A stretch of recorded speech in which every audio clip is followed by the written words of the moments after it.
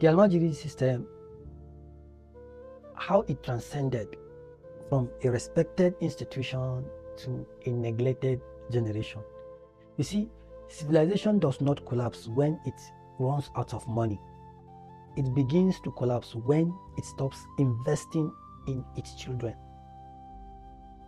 The almajiri system is one of the Africa's oldest educational tradition. The word almajiri actually came from the Arabic word al-muhajir, meaning a seeker of knowledge. Long before colonialism, the system was not associated with begging. Yes, it was not. It was a respected Islamic educational institution that spread across ancient empires of Kanem, Borno, Sokoto, and many Hausa land in courtesy of Usman Dan Fodio. Before colonial rule, the system functioned as a community responsibility where you see emirs, merchants, farmers, and the ordinary families collectively supported the Quranic schools. Teachers, known as malams, were respected scholars who provided religious education, moral discipline, and leadership training. Students often contribute through farming or community services, making the system largely self-sustaining in many communities.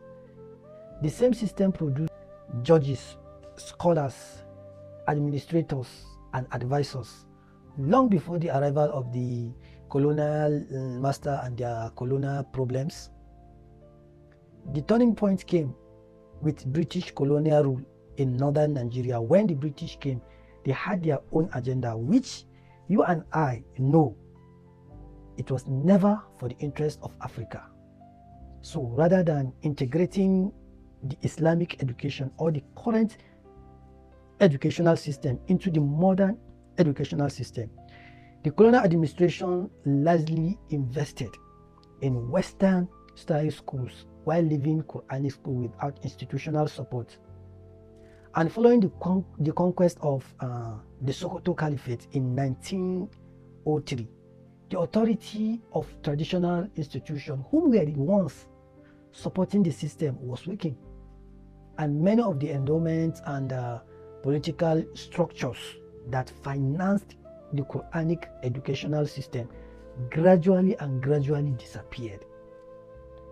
As a result, now thousands of malams lost the economic support that had sustained their schools for generations. And here is a twist. Because now those malams are unable to feed and house their pupils. They became dependent on their students to seek for food or alms. Then over time, this survival strategy transformed into what many people now associate with the almajiri system, which is mainly abuse. The current system abuses children mostly, where you see children living in the streets and begging. This was not the original design. This was not the original design of the institution. It was a consequence of institutional collapse, administration neglect by all the administration, from the military down to the civilian. You see, Nigerians, even after Nigeria's independence in 1960, they did not reverse this decline. Successive governments, including many northern political elites who inherited responsibility for the region, failed to comprehensively reform and modernize the system. Like Tafawa Balewa, for example, like Sardauna, like Murtala Muhammad, and many of these elites did not reverse the system. Despite their efforts, they failed woefully in this area, because instead of integrating the Quranic education with quality formal education, investment will remain inadequate, policy were inconsistent, and poverty continued to push families towards the system, and nothing was done till today.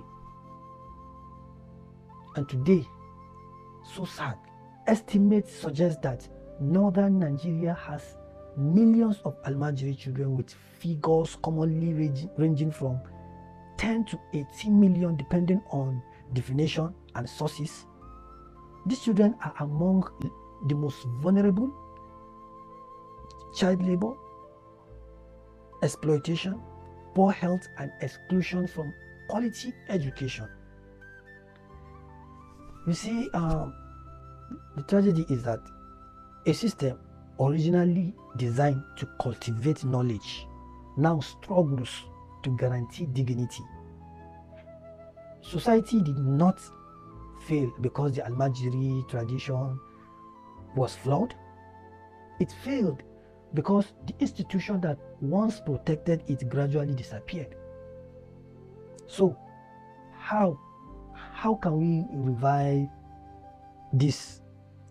In my opinion, first, if we must do this, we must stop treating the almajiri children as a security problem and recognize them as a national investment.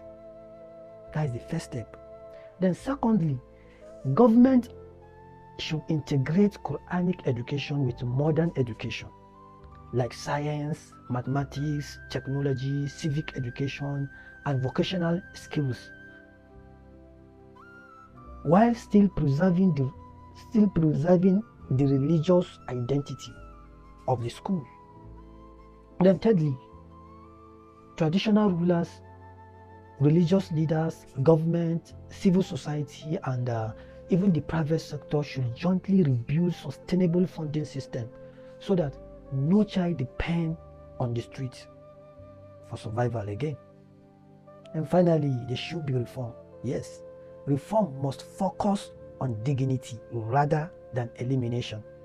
The goal is not to destroy the almajiri system, but to restore its original purpose, producing knowledgeable, disciplined, morally responsible citizens whom are equipped for both faith and modern society. You see, history teaches us an important lesson. Institutions rarely fail overnight. They fail when society stops protecting them. If we truly want to secure Africa's future, we must first rescue the children who carry that future. And by doing this, I believe that one day we will live to enjoy the decision.